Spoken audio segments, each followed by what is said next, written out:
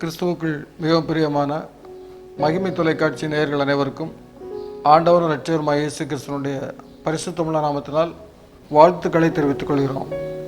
இந்த நாளிலும் இந்த ஜெபத்தின் மகிமை என்ற நிகழ்ச்சியில் உங்களை சந்திப்பதிலே நாங்கள் மிகுந்த மகிழ்ச்சி கொள்கிறோம். நீங்களும் எங்களோடு கூட சேர்ந்து செய்திகளை அறிந்து நாம் அதற்காக ஜெபிப்போம். கர்த்தர் உங்களையும் உங்கள் குடும்பங்களையும் ஆசீர்வதிப்பாராக. ஜனவரி 30 தியாகிகள் தினம் என்று கொண்டாடப்படுகிறது. 1948 ஆண்டு ஜனவரி மாதம் 30 நம்முடைய தேச விடுதலைக்காக போராடிய பாடுபட்ட தேச தந்தை என்று அழைக்கப்பட்ட மகாத்மா காந்தி அவர்கள் கொல்லப்பட்ட நாள். ஆகவே அந்த நாளை நினைவு கூர்ந்து அந்த சுதந்திர போராட்டத்தில் ஈடுபட்ட அல்லது சுதந்திர போராட்டத்திற்காக சுதந்திர விடுதலைக்காக உழைத்த அத்தனை தியாகிகளையும் நினைவு கூர்ந்து தியாகிகள் தினமாக கொண்டாடுகிறார்கள். பொதுவாக எப்போதுமே ஒரு வரலாறை பார்க்கும் பொழுது ஒரு வரலாறுல ஒரு தேசம் எழுச்சி பெறுகிறது என்றால் அதுக்கு பின்னால் நிறைய தியாகிகள் இருக்கிறாங்க. அவங்க தங்கள் குடும்பங்களை மறந்து சிறைச்சாலையில் பல துன்பங்களை அனுபவித்து தங்களுடைய எல்லாத்தையும் மறந்து அவங்க ஒரு போராட்ட குணத்தோடு போராடுகின்ற ஒரு வீரர்கள். அவர்கள் தங்களுடைய தேசத்திற்காக போராடி தங்களுடைய எல்லா சுகத்துக்கங்களை எல்லாம் மறந்து அவர்கள் போராடினதுனால இன்றைக்கி நம்முடைய நாட்டில் நம்ம விடுதலை பெற்று அந்த விடுதலை காற்றை நாம் சுவாசித்து கொண்டிருக்கிறோம். ஆகவே அதற்கு ஒரு அஸ்திபாரமாக இருந்த அந்த தியாகிகளை அவர்கள் செய்த தியாகங்களை நாம் நினைவு கூற வேண்டும். அது ஒரு சந்ததியாக நினைவு கூறுகிற பொழுது அப்போ தான் நம்முடைய தேசத்தின் இப்படி ஒரு தேசம் இன்றைக்கு நாம் விடுதலையாக இருக்கிறோம்னா அதுக்கு இவங்க தான் காரணம் அப்படிங்கிறத புரிந்து கொள்ளணும். அதுபோல தான் ஒரு திருச்சபை வரலாற்று கொண்டால் கூட நிறைய ஒரு ஊழியர் சொன்னார், ஒரு திருச்சபை என்னுடைய வரலாறை நீங்கள் பார்ப்பீர்கள் என்றால் அப்படியே நீங்கள் பின்னோக்கி போய்கொண்டே இருப்பீர்கள் என்றால் அதற்கு பின்னால் ஒரு மிஷனரி இருப்பார். அதனால் அந்த மிஷனரிகளுடைய அந்த உழைப்பு மிஷனரியுடைய தியாகத்தினால இன்றைக்கி திருச்சபைகள் இன்றைக்கி நிறைய எழும்பி இருக்கிறது. ஆகவே நாம் இந்த நாளிலும் தியாகிகளை நாம் நினைவு கூறுவோம். அவர்களுடைய வாழ்க்கைக்காக நாம் ஆண்டவரை துதிப்போம். அவர்களுடைய பிரயாசங்களினால் இன்றைக்கு நாம் விடுதலை காற்றை அனுபவித்து கொண்டிருக்கிறோம். அதுபோல் திருச்சபைகளிலும் இன்றைக்கு நாம் ஆண்டவராக இயேசு கிறிஸ்துவை நாம் சொந்த இரட்சகராக ஆராதிப்பதற்கு அப்படிப்பட்ட நிறைய மிஷனரிகள் தங்களுடைய குடும்பங்களை மறந்து தங்களுடைய உறவுகளை எல்லாம் துறந்து தங்களுடைய சுகத்துக்கங்களை எல்லாம் விட்டு ஆண்டவருக்காக அவர்கள் உழைத்தார்கள். அதனால தான் இன்றைக்கு நிறைய பேர் ஆண்டவரை ஏற்றுக்கொண்டிருக்கிறார்கள். ஆகவே இந்த நாளில் நாம் அவர்களை நினைவு கூறுவோம். தேசத்தை நாம் சொல்லும்போது நம்முடைய விடுதலைக்காக பாடுபட்ட தியாகிகளை நினைவு கூறுகிறோம். அதேபோல் திருச்சபையை நினைவு கூறுகிற போது மிஷினரிகளை நினைவு கூறுகிறோம். குடும்பத்தை நினச்சிக்கிட்டிங்கன்னா அங்கேயும் தியாகிகள் இருக்கிறாங்க. ஒரே ஒரு தியாகி யாருன்னா அம்மா தான். அம்மாவினுடைய தியாகத்துக்கு ஈடு இணை எதுவுமே கிடையாது. தியாகிகள் தினம் வருஷத்துக்கு ஒரு தடவை ஜனவரி 30 கொண்டாடுறோம். ஆனால் தினந்தோறும் தியாகிகள் தினத்தை நம்ம கண்முன்னால் வச்சுக்கிட்டே இருக்கிறோம். நமக்காக உதிரத்தை எல்லாம் கொடுத்து அநேக பாடுகள் பட்டு எத்தனையோ நாட்கள் கண் உறங்காமல் தூங்காமல் நம்ம பாதுகாத்த, அதனால தான் அன்னை என்கிற இடம் முதல், அன்னையும் பிதாவும் அப்படிங்கிறதுல அன்னை முதலிடம், அம்மையப்பன். அப்படி அம்மாவுக்கு ஒரு முதலிடம் எல்லாவற்றிலையும் பார்த்தீங்கன்னா அந்த அம்மாவுக்கு ஈடு இணை அவர்களுடைய தியாகம். அவர்கள் சாப்பிட்டும் சாப்பிடாமலும் தூங்கியும் தூங்காமலும் உடுத்தியும் உடுத்தாமலும் நீங்கள் வேலைக்கு போகிற பெண்களை கூட இன்றைக்கி பார்த்தீங்கன்னா அப்படித்தான் வேகமாக ஓடுறாங்க. சாப்பிடாம சிலர்லாம் பார்த்திங்கன்னா பஸ்ஸில் வச்சு சாப்பிட்டுட்டு இருக்கிற சூழ்நிலையை நம்ம பார்க்குறோம். அதிகாலையில் 3 மணிக்கு எழுந்து வேலைகளையெல்லாம் முடிச்சுட்டு கணவரையும் பிள்ளைகளையும் வேலைக்கு அனுப்பிட்டு இவங்களும் வேலைக்கு கிளம்பிடுறாங்க. அப்போ சாப்பிடக்கூட வீட்டில் நேரம் இல்லை. அப்படி வேகமாக ஓடுற இந்த தியாகத்தை நாம் நினைவு கூறுகிறோம். அவர்களையும் நம்ம இந்த நாளில் ஒருவேளை 74வது தியாகிகள் தினம் என்று சொல்லி நம்ம மகாத்மா காந்தியடிகளை நினைவு கூறுகிறோம். நம்முடைய வாழ்நாளில் நம்முடைய வருஷத்தை நினைவு கூறுவோம். இத்தனை வருடமாய் அவர்கள் இன்னும் பாதுகாத்து கொண்டே இருக்கிறாங்க. நமக்கு ஒரு கணவனோ ஒரு மனைவியோ கிடைத்தாலும் கூட, நமக்கு பிள்ளைகள் கிடைத்தாலும் கூட, அந்த தாய் தன்னுடைய, அதாவது சொல்லுவாங்க, காக்கைக்கு தன் குஞ்சும் பொன் குஞ்சு என்று சொல்லுவார்கள். அந்த அளவிற்கு ஒரு தியாகம் என்று சொன்னால் அது அம்மாவிடம்தான் இருக்கிறது. அதே போல் ஆண்டவர் இந்த தியாகிகளையெல்லாம் விட மேலான ஒரு தியாகம். அவர் தன்னுடைய சொந்த உயிரையே, தன்னுடைய சொந்த இரத்தத்தையே சிந்தி உயிரை கொடுத்து நம்மை மீட்டு இருக்கிறார். அவரால் தான் நம்ம இன்னைக்கு சொல்லுதார்ல, குமாரன் உங்களை விடுதலையாக்கினால் நீங்கள் மெய்யாகவே விடுதலை ஆவீர்கள். அந்த விடுதலை எங்கேருந்து கிடைச்சது? ஆண்டவராக இயேசு கிறிஸ்துவினுடைய ரத்தம். அவர் தன்னுடைய சொந்த குமாரன் என்றும் பாராமல் என்று சொல்லி பார்க்குறோம். நம்முடைய அக்கிரமங்களுக்காக, நம்முடைய பாவங்களுக்காக அவர் உயிரை கொடுத்தார் என்றால் அதை விட தியாகத்திற்கு ஈடு இணை எதுவும் கிடையாது. நாம் என்ன செய்கிறோம்? ஆண்டவருக்காக என்ன செய்கிறோம்? உனக்காக அவர் மரித்தாரே, நீ எனக்காக என்ன செய்தாய் என்று ஒரு பக்தன் பாடுகிறான். அவர் நமக்காக மரித்தார். ஆண்டவருக்காக நம்ம என்னத்தை செய்கிறோம்? என்ன செய்த நன்மைகளை நினச்சி நன்றி சொல்லக்கூட நம்ம முடியாமல் இருக்கிறோம். என்ன ஆலயம் நமக்காக கட்டி எழுப்பப்பட்ட மிஷினரிகள் தான் அந்த ஆலயத்தை கட்டி தந்தாங்க. நம்முடைய முன்னோர்களுடைய தியாகம் தான் அந்த ஆலயத்தை கட்டி தந்தது. இன்றைக்கி நம்மகிட்ட ஏராளமான பணம் இருக்குது, ஆலயத்துக்கு வர மாட்டோம். என்ன அந்த முன்னோர்களுடைய பணத்தை விட, அவர்கள் பட்ட பாடுகளை விட இன்றைக்கி நம்ம சொகுசான வாழ்க்கை வாழ்கிறோம். அவர்களுக்கு இருந்த கஷ்டம் இன்றைக்கி நமக்கு 100ல் 1 கூட இல்லை. ஆனால் இதை பெரிய கஷ்டம்னு நம்ம சொல்கிறோம். ஆடம்பரமாக உல்லாசமாக நம்ம இன்றைக்கி வாழ்ந்து கொண்டிருக்கிறோம். ஆனால் ஆண்டவரை தேடுறதுக்கு நமக்கு நேரம் இல்லை. அதிகாலையில் எழுந்து ஆண்டவரை நோக்கி பார்க்கணுமே. அதிகாலையில் என்னை தேடுகிறவன் என்னை கண்டடைகிறான். ஆண்டவர் காலமே வந்து ஆயத்தமாகி உட்கார்ந்துருக்கிறார். விடியற் காலத்தில் ஆயத்தமாகி காலமே என் சமூகத்தில் வந்து நில் அப்படின்னு சொல்கிறார். ஆனால் இன்றைக்கி நம்ம ஆண்டவருக்கு நன்றி சொல்ல, ஒரு வேளை அதிகாலையில் பலவீனங்கள் இருந்தாலும் மாலை வேளையிலாவது அன்று செய்த கடமைகளுக்காக, அன்று முழுவதும் ஆண்டவர் நம்மை பாதுகாத்ததற்காக ஆண்டவரே நமக்கு நன்றி என்ற ஒரு வார்த்தையை சொல்லிட்டு போனாலே ஆண்டவர் எவ்வளோ, இதுதான் தியாகிகள் தினம். இந்த தியாகத்தை நம்ம நினைத்து நாள்தோறும் நன்றி சொல்லிக்கொண்டே இருக்க வேண்டும். எத்தனை நன்மைகள் எனக்கு செய்தீர், எப்படி நன்றி சொல்வேன்?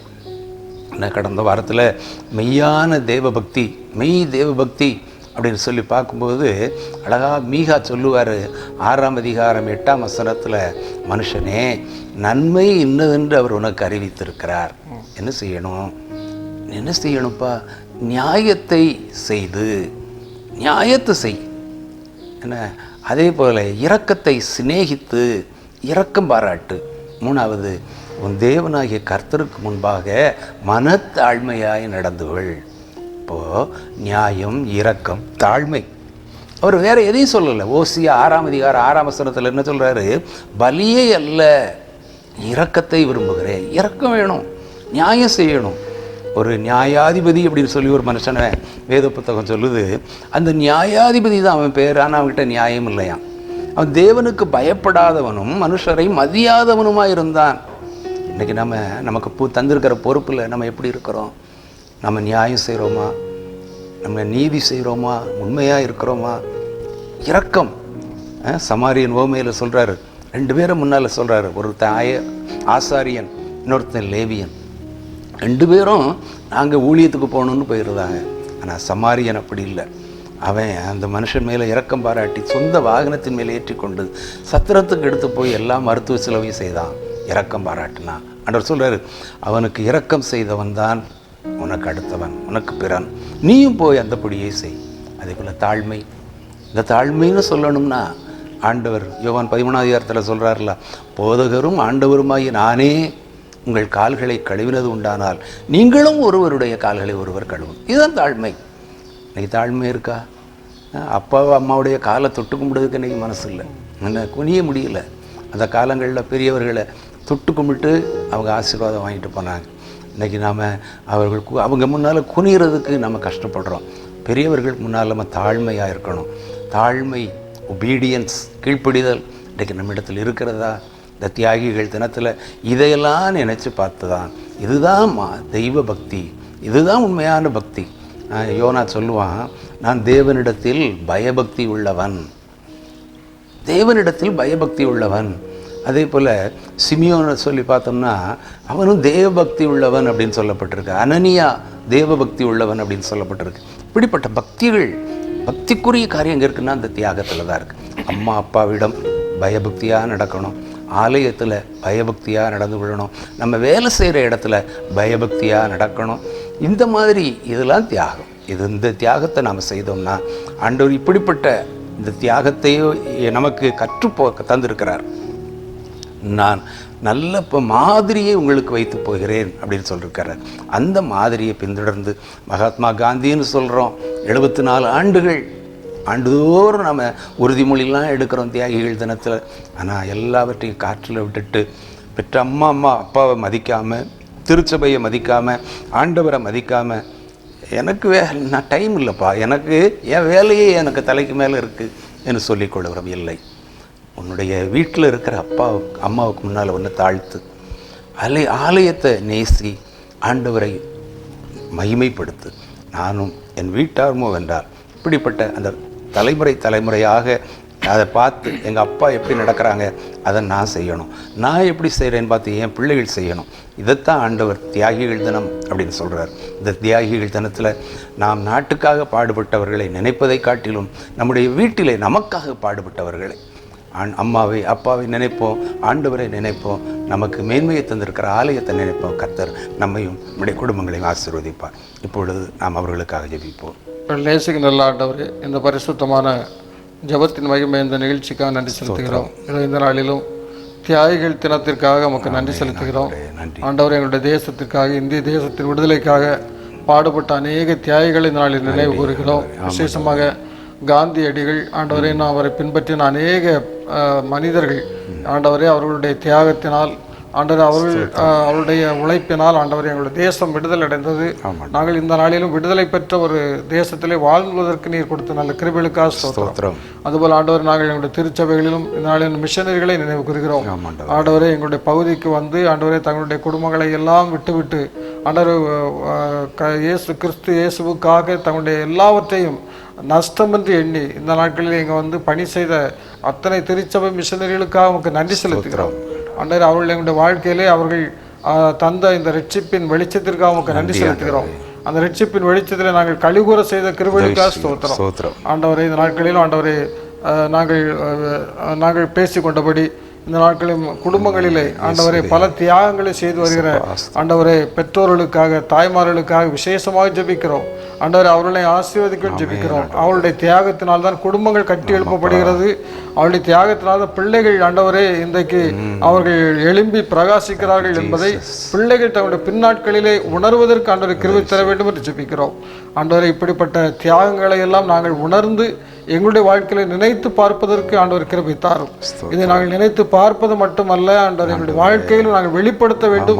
எங்களுடைய வாழ்க்கையில் எங்களுடைய கிரியைகள் மூலம் அதை செய்ய வேண்டும். நாங்களும் ஆண்டவரே தியாகத்தை நினைவு கூறுவது மட்டுமல்ல, ஆண்டவரே, நாங்களும் ஆண்டவரே உமக்கு பிரியமான பிள்ளைகளாக நியாயத்தை செய்து, இரக்கத்தை சிநேகித்து, தாழ்மையாய் நடந்து, ஆண்டவரே, இந்த உலகத்தில் நாங்கள் பிரகாசிக்கிற மனிதர்களாக வாழ்வதற்கு எங்களை தாழ்த்தி அர்ப்பணிக்கிறோம். மீட்பர் இயேசுவின் ஜெபிக்கும் நல்ல பிதாவே, ஆமென். ஒரு அருமையான கட்டுரை செய்தி, போலி அறிவியல் படுத்தும் பாடு அப்படின்னு ஒரு தலைப்பில் ஒரு செய்தி எழுதியிருக்கிறாங்க. இதில் என்னன்னா, இப்போ நம்ம சமூக ஊடகங்களில் வாட்ஸ்அப்பு, ஃபேஸ்புக்கு, இன்ஸ்டாகிராம், இப்படி பல சமூக ஊடகங்களை இன்னைக்கு பயன்படுத்த வேண்டிய தவிர்க்க முடியாத சூழல் வந்து விட்டது. எல்லாம் யாருடைய கையிலையுமே ஆண்ட்ராய்ட் ஃபோன் தான் இருக்குது. எல்லாருக்குமே எல்லா யூடியூப் பார்க்குறாங்க, ஃபேஸ்புக் பார்க்குறாங்க, வாட்ஸ்அப்பில் தகவல் வருகிறது, இன்ஸ்டாகிராமில் பார்க்குறாங்க. இப்படி எல்லா இடங்களிலும் வருகிற காரியங்கள் இப்போ என்ன நடக்குதுன்னா, நிறைய பேர் தங்களுடைய தகுதியான பட்டங்கள் கிடையாது, முறையான அனுபவம் கிடையாது, ஆனால் அவங்க மருத்துவ ஆலோசனை சொல்கிறாங்க. அதுபோல் என்ன சொல்கிறாங்கன்னா, இந்த கட்டுரை என்ன சொல்கிறேன்னா, ஒரு இளங்கலை உளவியல், அதாவது பிஎஸ்சி சைக்காலஜி அவர் படிச்சுக்கிறாரு. அவருக்கு மருத்துவ ரீதியான உளவியல் ஆலோசனை சார்ந்த எந்த புரிதலும் அனுபவ அறிவும் இருக்காது. ஆனால் அவர் என்ன செய்கிறாருன்னா, இந்த மருத்துவம் சார்ந்த உளவியல் சிந்தனைன்னு சொல்கிறார். இப்படி சம்பந்தம் இல்லாதவர்கள், படிப்பு அந்த துறையில் அவர்களுக்கு அனுபவம் இல்லாதவர்கள், அந்த துறையினால் அங்கீகரிக்கப்படாதவர்கள்லாம் இன்றைக்கி இந்த சமூக ஊடகங்களில் நிறைய விஷயங்களை சொல்கிறாங்க. பொதுவாக குழந்தை பேர், தாய்மார்களுடைய நலன், குழந்தை வளர்ப்பு ஆகியவை தொடர்பான ஆலோசனைகளை பல பெண்கள், மருத்துவ படிப்பே பயிலாதவர்கள் பதிவிட்டு வருகிறார்கள். மாற்று மருத்துவம் என்கிற பெயரில் பல அங்கீகாரம் இல்லாத தனிநபர்கள் அவருடைய கருத்துக்களை பகிர்கின்றார்கள். சரி, இதனால் என்ன ஆகுதுன்னா, பொதுமக்கள் இதனால் பாதிப்படைகிறார்கள். பலர் அதை பின்பற்றுறாங்க. அதனால் பல சங்கடங்கள், பல இடர்பாடுகள் எல்லாம் ஏற்படுகிறது. மருத்துவர் என்னும் பெயரில் இருக்கும் போலிகளுக்கு பல யூடியூப் சேனல்கள் முக்கியத்துவம் அளிக்கின்றன. அவர்களின் பேட்டியை வெளியிடுகிறார்கள். உண்மையை மக்களிடம் கொண்டு சேர்க்கும் ஊடக தர்மத்துக்கு நேரெதிராக போலி அறிவியல்கள் இன்றைக்கி நிறைய பெருகி வருகிறது. இதனால் பாதிக்கப்படுவது போலி அறிவியல் கருத்துக்களால் ஏற்படும் பாதிப்புகள் மற்றவர்கள் பொதுவாக பொதுமக்களுக்கு அது அதிகமாகிறது. எல்லாம் என்ன இருந்தாலும் நிறைய மக்கள் அதை பார்க்கும் பொழுது இப்படி தவறான ஆலோசனைகள், தவறான மருத்துவ சிகிச்சை முறைகள், தவறான மருந்துகள் இவைகளெல்லாம் அவங்க ரெக்கமெண்ட் பண்ணுறாங்க. அது வந்து என்ன பண்ணுன்னா சயின்டிஃபிக்காக ப்ரூவ் பண்ணணும். ஒரு மருந்தை சொல்கிறாங்கன்னா அந்த மருந்து சரிதானா, அது விஞ்ஞானபூர்வமாக நிரூபிக்கப்பட்ட மருந்தா என்பதை அவங்க அதை தெளிவுபடுத்தணும். ஆனால் இது அவங்க இஷ்டப்படி அவங்களுடைய அனுபவத்துக்கு ஒவ்வொருடைய உடம்பும் ஒவ்வொரு வித்தியாசமாக இருக்கும். எல்லாருடைய உடம்பும் எல்லா மருந்துகளும் ஏற்றுக்கொள்ளாது. அதுக்கு தான் மருத்துவரிடம் போய் நம்ம ஆலோசனை பெற்று நம்ம சரீரத்திற்கு எந்த மருந்து ஏற்றதோ அந்த மருந்தாக பரிந்துரைக்கிறார்கள். ஆனால் இவங்க சொல்கிற அந்த நம்ம இப்படி பல சேனல்களில் சொல்லக்கூடிய காரியங்கள்லாம் பொதுவாக சொல்கிறாங்க. ஆனால் அது எல்லாருடைய சரீரத்துக்கும் அது ஏற்றுக்கிடாது. அதனால் பொதுமக்களாகிய நாம் இதை வந்து இந்த கட்டுரை எதுக்காக வெளியிட்டிருக்காங்கன்னா அந்த செய்தித்தாளில் நாம் வந்து இதில் வந்து ஒரு விழிப்புணர்வு பெற்றுக்கொள்ளணும். ஏன்னா இன்றைக்கி நிறைய பேர் அதை பார்த்து ஃபாலோ பண்ணுறாங்க. பொதுவாக சமையல் குறிப்புகள் நிறைய ஃபாலோ பண்ணுறாங்க. அது வேறு நல்ல யூடியூப்பில் நிறைய சமையல் குறிப்புகள் வருது, அதை பார்த்தே செய்கிறாங்க. அது ரைட்டு, கரெக்டு. ஆனால் நம்முடைய மருத்துவம் சார்ந்த காரியங்கள் நம்முடைய அந்த தீங்கு விளைவிக்கக்கூடிய அளவிற்கு போய்விடக்கூடாது. அதனால் இதையெல்லாம் நாம் வந்து பின்பற்றி விடாதபடி சரியான நம்முடைய மருத்துவரிடம் ஆலோசனை பெற்று நம்முடைய சரீரத்தை அவர்கள் சோதித்து அவர்கள் தருகிற அந்த மருத்துவ ஆலோசனை பின்பற்றினால் நமக்கு எந்த பாதிப்பு இருக்காது. அதனால் இப்படிப்பட்ட போலி மருத்துவ ஆலோசனைகள், இப்படிப்பட்ட காரியங்களை நாம் பார்க்க நேரிட்டாலும் அதை பின்பற்ற வேண்டாம் என்று இந்த கட்டுரையாளர் அழகாக தெரிவித்திருக்கிறார். இதை நம் மனதில் கருத்தில் கொண்டு நம்முடைய வாழ்க்கையில் செயல்படுவோம். பொதுவாக செய்தித்தாளை பார்த்த உடனே நம்ம அதை நம்புகிறோம். செய்தி இன்னைக்கு தங்கம் விலை கூடிட்டு நம்புகிறோம். ஏன்னா இதெல்லாம் எங்கே பாருவோம், கடையில் போய் பாரு அப்படின்னு நான் யாரும் சொல்ல மாட்டோம். பட்ஜெட்டில் உங்களுக்கு வரி விலக்கு இருக்குது, நம்புகிறோம். அதே போல் தொலைக்காட்சி செய்திகள் நம்புகிறோம். யூடியூப்பை பார்த்து பிரசவம் பார்த்த குடும்பத்தையும் நம்ம பார்க்குறோம். அதில் உயிரிழப்பு ஏற்பட்டு யூடியூப்பை பார்த்துட்டு பிரசவங்கிறதெல்லாம் என்ன மறுபிறவி உணர மட்டுக்குமே, அதெல்லாம் மறுபிறவி. நம்ம அதையும் யூடியூப்பை பார்த்து நான் பிரசவம் பார்த்தேன் அப்படின்னு சொன்னால், அதே போல் படிப்பறிவு இல்லாதவர்கள் நாங்கள் நாட்டு மருந்து இன்றைக்கி இருக்குது, பாட்டி வைத்தியம் இருந்தது, அது வேறு வைத்தியம். அன்றைக்கு நாகரிக வளர்ச்சி இல்லை, மருத்துவ வளர்ச்சி இல்லை. ஆனால் இன்றைக்கி அப்படி இல்லையே. எதுக்கெடுத்தாலும் மாத்திரை மருந்து இருக்கும்போது நம்ம அவங்க சொன்னாங்க இவங்க சொன்னாங்க என்று சொல்லி சில காரியங்களை செய்யும்போது அது நமக்கு பாதிப்பை ஏற்படுத்துகிறது. அந்த காலங்களில் வீட்டில் தான் பிரசவம் நடந்துச்சு. யாருக்கு மருத்துவமனையில் போய் பிரசவம் நடந்துச்சு என்ன இல்லை, ராத்திரி. அது அந்த காலத்தில் அது அவங்களுடைய சரீரம் எல்லாம் அதுக்கு ஒத்துழைத்து. ஆனால் இப்போ அப்படி இல்லைல்ல. இப்போ எல்லா ஆகார மாற்றங்கள், சில மன ரீதியான பிரச்சனைகள் நிறைய இருக்குது இந்த காலங்களில். அதனால தான் மருத்துவமனையில் போய் ஆலோசனை பெறணும். சகோதரிகளே நினைக்கிறாங்க, என்ன நினைக்கிறாங்க, சிசேரியன் பண்ணிட்டா ஈஸி அப்படின்னு நினைக்கிறாங்க. அந்த மாதிரி ஒரு வளர்ச்சி, மருத்துவ வளர்ச்சி, அதை நம்ம தப்பாக செய்யக்கூடாது. சிலர் பார்த்தீங்கன்னா சினிமாவை பார்த்து தான் நான் கொலை செய்தேங்கிறான், சினிமாவை பார்த்து தான் கொள்ளையடித்தேன் அப்படிங்கிறான். அப்படிப்பட்ட ஒரு விபரீத விளைவுகளை இந்த ஊடகங்கள் ஏற்படுத்தக்கூடாது. அதை நாம் பயன்படுத்தவும் கூடாது. அதனால் இன்னொரு உயிருக்கு ஆபத்து ஏற்படுத்தக்கூடாது அப்படிங்கிறது தான் இந்த கட்டுரை நமக்கு சொல்லித் தருது. போலி அறிவியல் என்ன, ஏமாறாதுங்க, போலிகளை கண்டு ஏமாறாதீர்கள். இன்றைக்கி எத்தனையோ காரியங்கள் பல் விளக்குற அந்த பற்பசையில் போலி இருக்குது.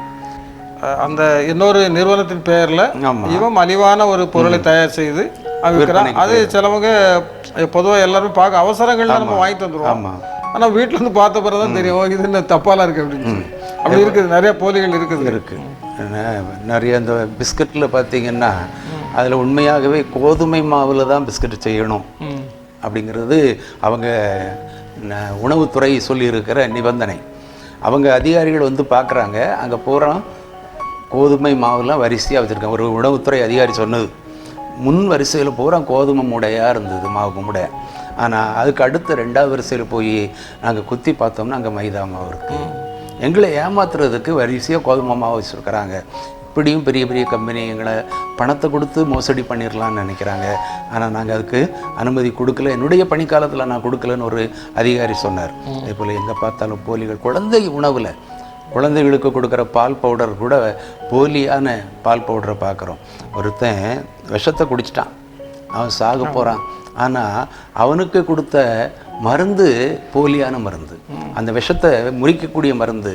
அவன் ஆஸ்பத்திரியிலிருந்து வெளியே வர்றதுக்கு முன்னால் அவன் கொடுத்த அந்த போலியான விஷம் முறிவு மருந்து. அதனால் இப்படிப்பட்ட போலித்தனம் தயவு செய்து யாராவது இருந்தால் அப்படிப்பட்ட நிலையில் இருந்து மற்றவங்களை நம்ம உயிரோட கொன்ற ஒரு பழி நமக்கோ நம்ம குடும்பத்துக்கோ வேண்டாம். போலி இதில் நமக்கு சொல்லக்கூடிய முக்கியமான செய்தி இதுதான்.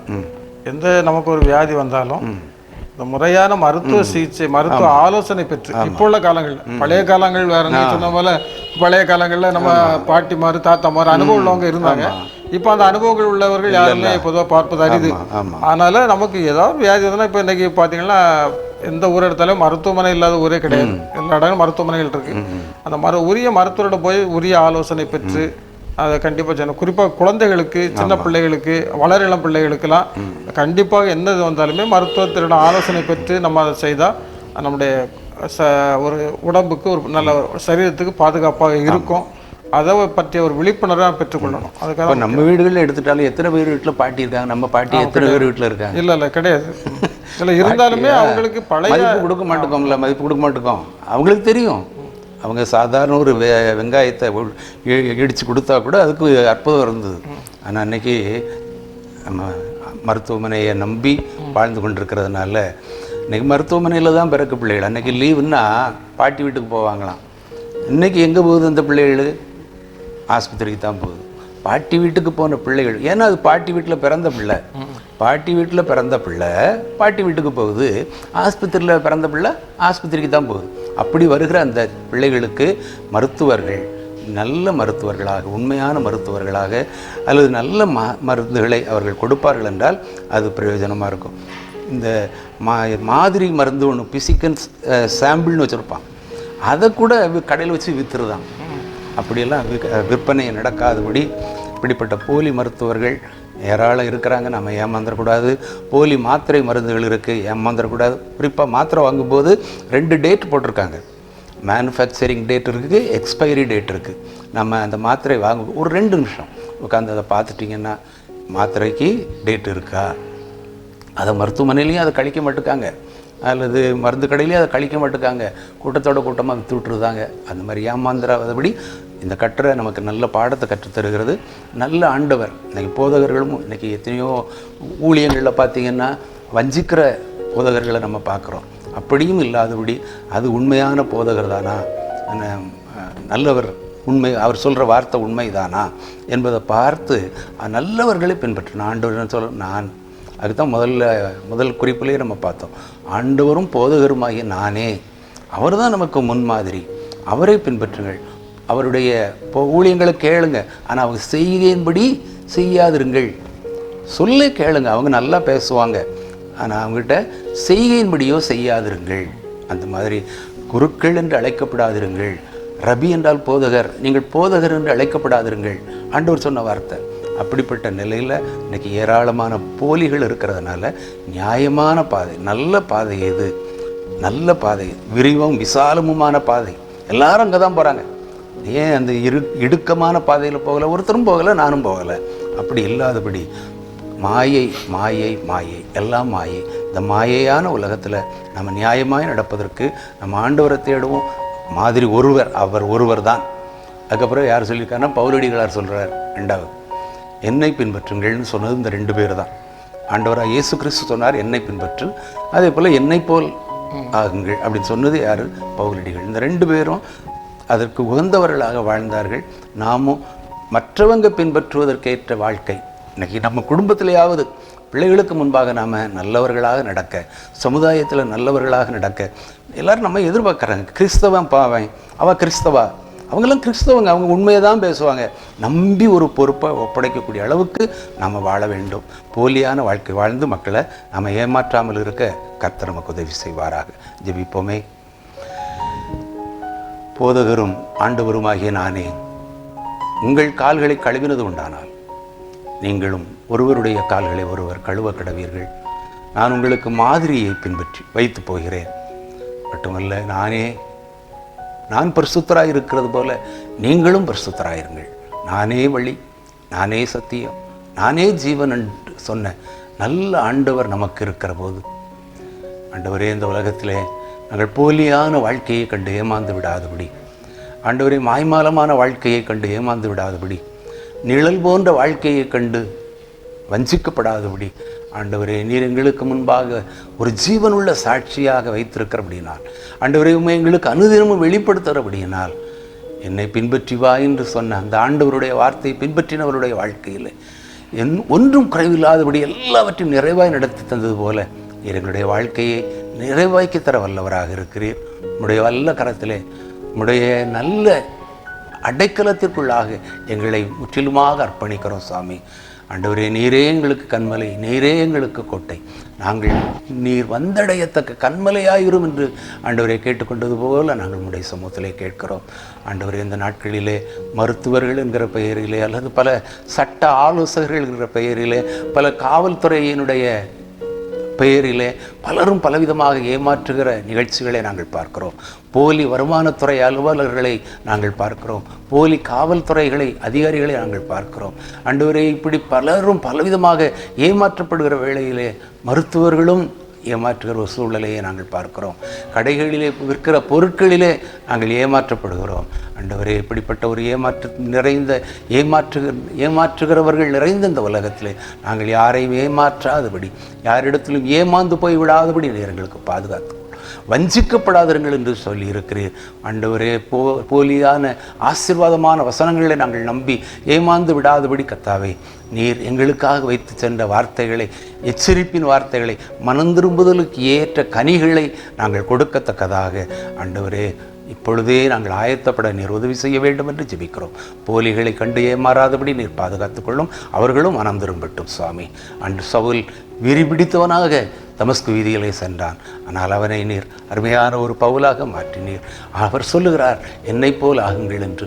அப்படிப்பட்ட ஒரு நல்ல வாழ்க்கையை நாங்கள் வாழ்ந்து இந்த உலகத்திலே அநேகரை ரட்சிப்பின் பாதைகளை வழிநடத்தி செல்ல நீர் எங்களுக்கு உதவி செய்ய வேண்டும் என்று இயேசு கிறிஸ்துவின் மூலமாய் ஜெபிக்கிறோம் நல்ல பிதாவே, ஆமென். திருநெல்வேலி மாவட்டத்தில் 730 குளங்கள் வறண்டு போயிருக்கிறதாக சொல்லியிருக்காங்க.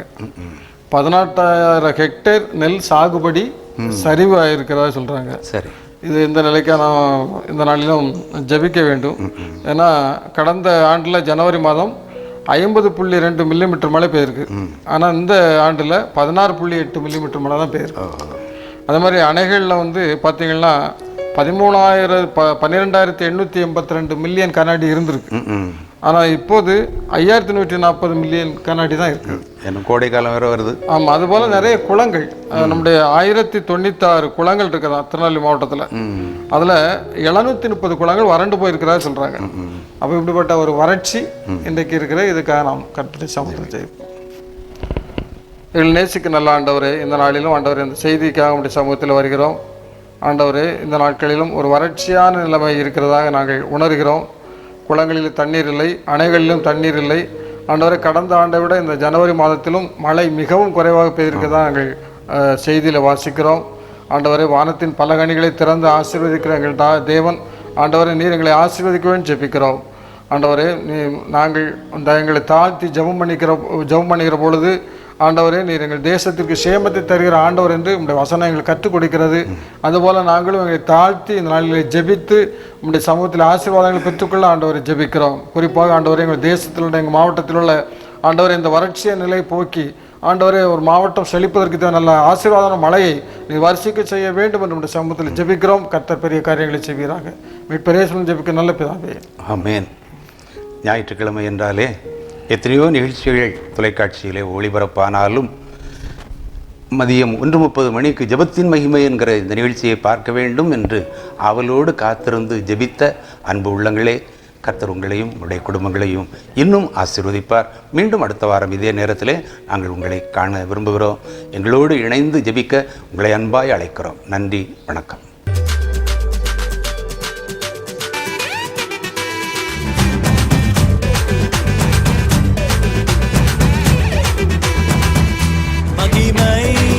மகிமை மகிமை